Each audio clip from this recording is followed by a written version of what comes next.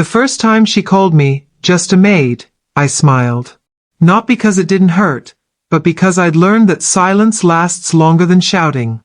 My name is Elena, and for 6 years I cleaned the Harrington Mansion, a marble palace that smelled of perfume, politics, and pride. Every morning at 6 a.m., I'd unlock the servants' entrance, tie my apron, and step into a world that wasn't mine. The floors sparkled, the chandeliers glittered, and yet, everything felt hollow. Mrs. Harrington, the lady of the house, ruled it like a kingdom. She didn't walk, she floated. Perfume before her, whispers behind her. And me? I was invisible. Until I wasn't. It happened one morning when her charity committee came for tea. 5 women, pearls and poison, gossiping in designer heels. I poured coffee, quiet as always, until one of them said, "Margaret, you really should hire someone more refined. Doesn't she remind you of those orphan girls from downtown?" Mrs. Harrington laughed. "Oh, Elena? She's harmless. Just a maid. Doesn't even understand half of what we say." Their laughter echoed through the room like broken glass. And I stood there, smiling, because maids aren't supposed to bleed, at least not where people can see. That night, I went home to my tiny apartment. 1 room, peeling wallpaper, and a stack of textbooks beside my bed. Because what they didn't know was that I wasn't just a maid.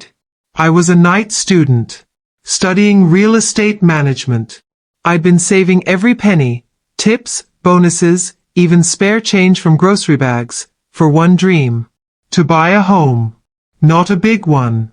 Just mine. But dreams grow quietly when people mock them.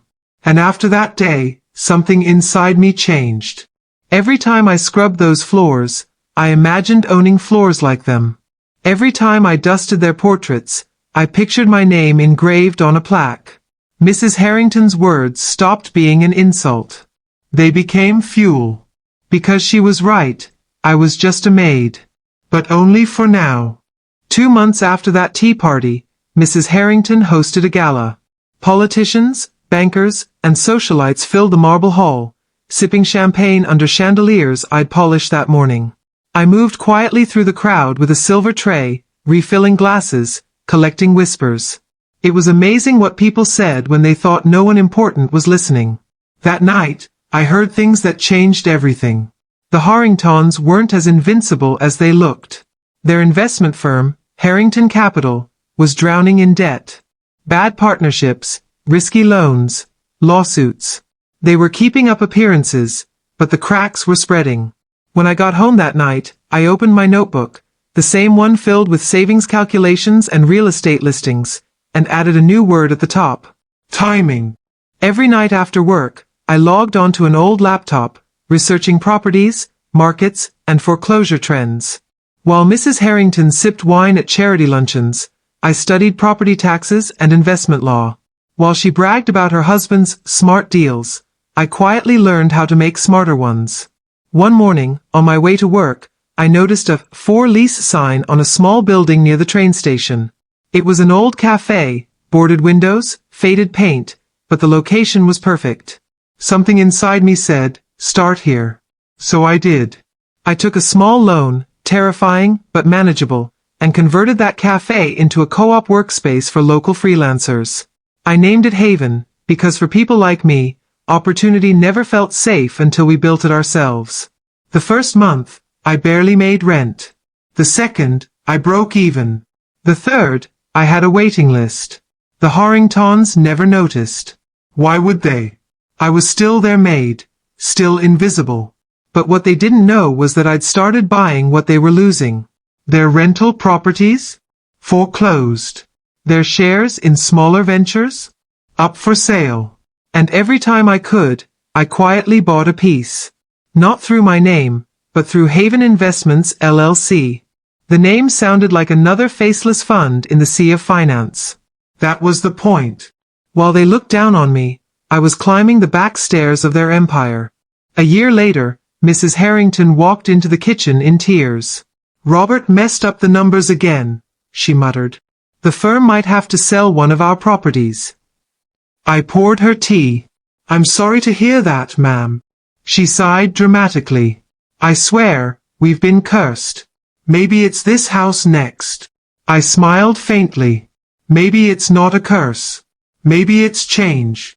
She frowned, not understanding what I meant. And I didn't explain. Because sometimes, revenge doesn't come with lightning. It comes one quiet transaction at a time. By spring, the Harrington mansion no longer smelled of roses and wealth. It smelled of fear, old money realizing it was becoming history.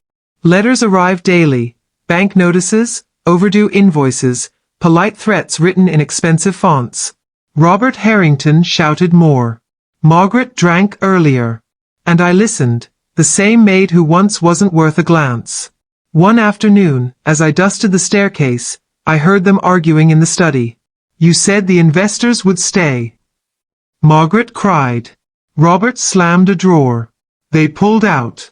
Someone's been buying our assets from under us. My heart raced. If only they knew who. Weeks later, an envelope arrived at my apartment. Inside, confirmation of purchase, Harrington Estates LLC, transferred to Haven Investments. I stared at the paper until the ink blurred. It was real. The mansion's mortgage had changed hands. They didn't even know they now rented their life from me. Every paycheck I'd ever saved, every sleepless night balancing numbers, every insult, all of it had built this moment. Still, I didn't celebrate. Not yet. Because power means nothing until it's seen. The crash came fast. Harrington Capital collapsed after one bad quarter. News outlets reported, prominent family faces bankruptcy amid market turmoil. The same friends who once filled their ballroom stopped answering calls. Margaret tried to keep her head high. Charity luncheons turned into whispered gossip sessions about her unfortunate decline. But I kept showing up for work, polishing silver no one would soon afford. One night, she snapped. You look far too happy for someone cleaning a dying house, she spat. I met her eyes for the first time in years. Maybe I just like seeing things shine again. She turned away, missing the double meaning. 2 weeks later, the staff was dismissed. All but me. Can't pay everyone, Robert said grimly, handing me an envelope. You've been loyal. We'll need you until the sale closes. Of course, sir. I bowed slightly. When they left the room, I opened the envelope. Half pay. But I didn't care. Soon, they'd be signing something far more valuable. The deed I already owned. The day the mansion went on auction, I arrived early, hair pulled back, navy blazer instead of an apron. No one recognized me. They saw a quiet investor from Haven Group. The bidding was short. Most buyers withdrew once they heard the property was under litigation. I offered the minimum, cash. Sold. Just like that, the house that once treated me like background became mine. That evening, I stood outside the gates as movers arrived. Margaret stormed down the steps, mascara streaked. This is my home. I met her gaze calmly. It was. She froze, recognizing my voice for the first time not as a maid's but as a mirror of consequence. Elena. I nodded. Yes, ma'am. The maid. The one you said would never understand. Her mouth opened, but no words came. Behind her, the lights of the mansion flickered, same way her world once flickered around me. That night, when the movers left, I walked through the halls alone. My footsteps echoed over marble I used to scrub. Every chandelier reflected the same truth. You can clean someone's floor today, and own their ceiling tomorrow. The next morning, sunlight spilled through the mansion's tall windows, my windows now. For the first time, I didn't enter through the servant's door. I walked straight through the front gate, heels clicking on the same marble that once reminded me of my place. The staff, the few that remained, froze when they saw me. Some gasped. One whispered, "She owns it now." I smiled. Yes. And I'll be needing a new uniform, something less humble. It wasn't arrogance. It was equilibrium. The scales had finally balanced. Reporters arrived within hours. The story spread like wildfire. Former housemaid becomes owner of iconic Harrington mansion. Headlines called me the maid who bought the manor. Social media flooded with my picture, the girl who refused to stay small. But behind the glamour, there was quiet satisfaction. Not vengeance. Just closure. The first room I renovated wasn't the grand hall or ballroom. It was the staff quarters. New beds, new curtains, fresh paint, dignity restored. Because I knew what it meant to feel small in someone else's home. And I swore no one under my roof would feel that way again. A week later, Margaret returned. She arrived unannounced, in dark sunglasses, her pride wrapped tight around her like a fading perfume. I met her in the foyer, the same place she once told guests not to track dirt, because the maid takes hours to clean it. "Elena," she said softly, "I came for a few personal items." I nodded. "Of course. I've had them packed. You'll find them in the guest wing." She looked around. "You've changed everything." "Yes," I said. "It needed to feel like home." Her eyes filled with something I couldn't quite name. Sorrow, regret, or maybe realization. "I never thought you could own this." I finished for her, smiling. "I didn't either. Until I stopped believing your voice and started listening to my own." When she left, I walked her to the door. She paused on the steps, glancing back. "Enjoy it while it lasts," she said bitterly. "Power never stays where it doesn't belong." I smiled faintly. "Then it's finally where it should be."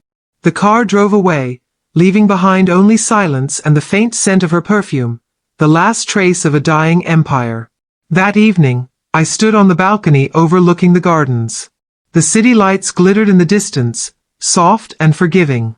I thought about the years I'd spent invisible, about the words that had once haunted me, just a maid.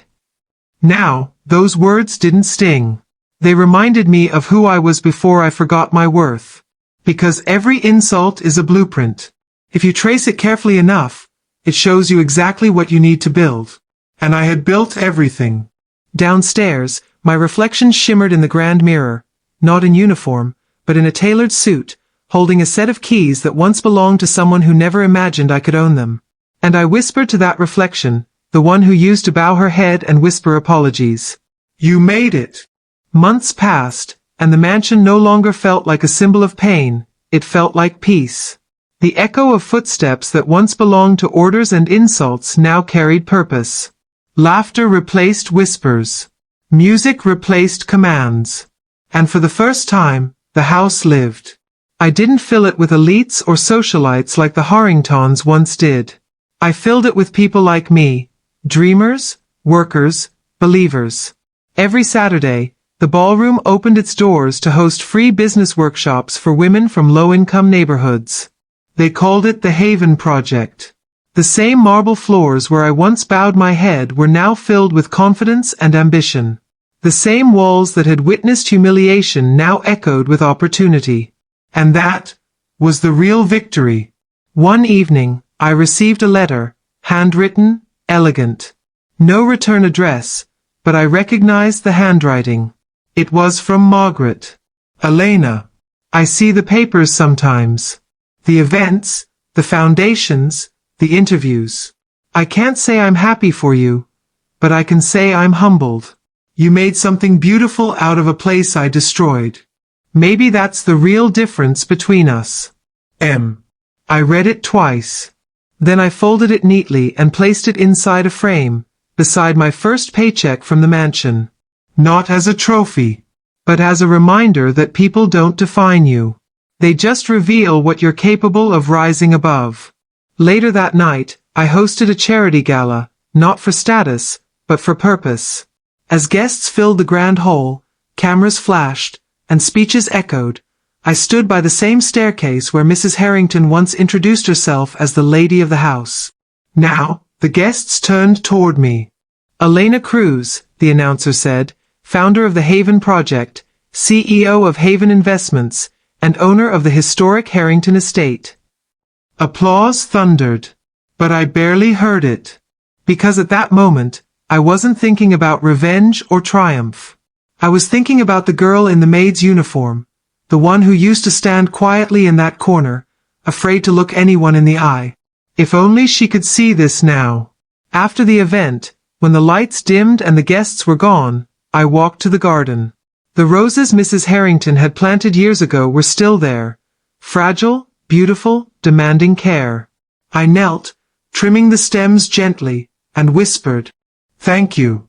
You taught me everything I needed to know, about cruelty, pride, and power, and about rebuilding it all without hate." The wind carried the scent of jasmine and rain, the smell of rebirth.